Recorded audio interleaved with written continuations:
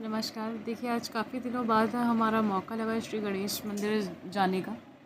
और गणेश मंदिर जाने के बाद मैंने पुजारी जी से कहा कि आप मुझे फूल रखने के लिए दे दें किताबों में, या फिर जो अपने धन में रखना चाहें, या बच्चे जो पढ़ाई करते हैं उनकी स्टडी टेबल पे रखा जाता है फूल, उसके लिए। तो जिस पर से उनने एक बालक को आदेश दिया कि इनको फूल दे दें थोड़े से।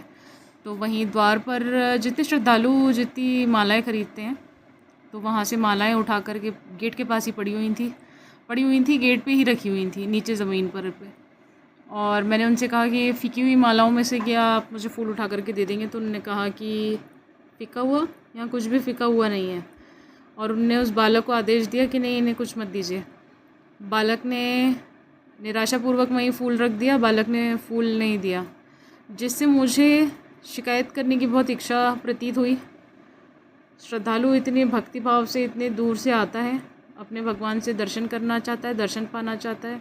मंदिर में गर्भगृह काफ़ी पीछे साइड है, और फिर उसके बाद कुछ स्पेस है, और उसके बाद प्रसाद वितरण है। प्रसाद वितरण के गेट पे ही नीचे ज़मीन पर मालाएं चढ़ाई जाती हैं से मेरा मतलब है, जब आप पंडित के हाथ में वो मालाएं देते हैं तो वो पंडित जो है हाथ से माला ले कर के द्वार पे फेंकते हैं, हाथ में से ले कर के फेंकते हैं, हाथ में माला रख करके गेट पे फेंक देते हैं। तो मैं अपनी समझ से ज़्यादा तो नहीं समझती हूँ, लेकिन इसे फेंकना ही कहा जाएगा। फेंकना समझें, या फिर ये समझें कि किसी प्रकार का प्रसाद बन गया है। अब ये भगवान को चढ़ी हुई माला हो गई है, भगवान को समर्पित हो गया है। अगर कोई भी वस्तु भगवान को समर्पित हो गई है तो क्या उसे क्या ज़मीन पे पड़ी हुई माला रखी हुई, क्या उसको ये समझना है कि ये चढ़ा हुआ प्रसाद है या भगवान को समर्पित हो चुका है? क्या भगवान को समर्पित हुई चीज़ ज़मीन पर रखना सर्वश्रेष्ठ है? देखिए, श्रद्धालु इतने भक्ति भाव से मंदिर आता है, भोग लेकर के आता है, मालाएं लेकर के आता है। ये चढ़ाई तो जाती है नहीं मूर्ति पर, ये मूर्ति से काफ़ी दूर रखी हुई रहती हैं। तो इसे फीका हुआ समझें ऐसे श्रद्धालु जिनको ये इस बात की समझ नहीं है।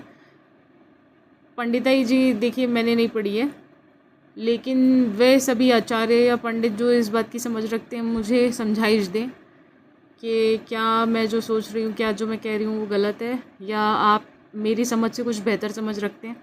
देखिए, ये भी हो सकता है कि मैं किसी बात को गलत समझ रही हूँ।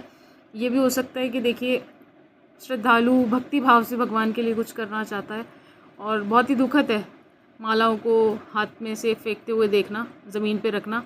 और फिर जब पुजारी जी को कहा जाए कि ये फ़िकी हुई है, तो पुजारी जी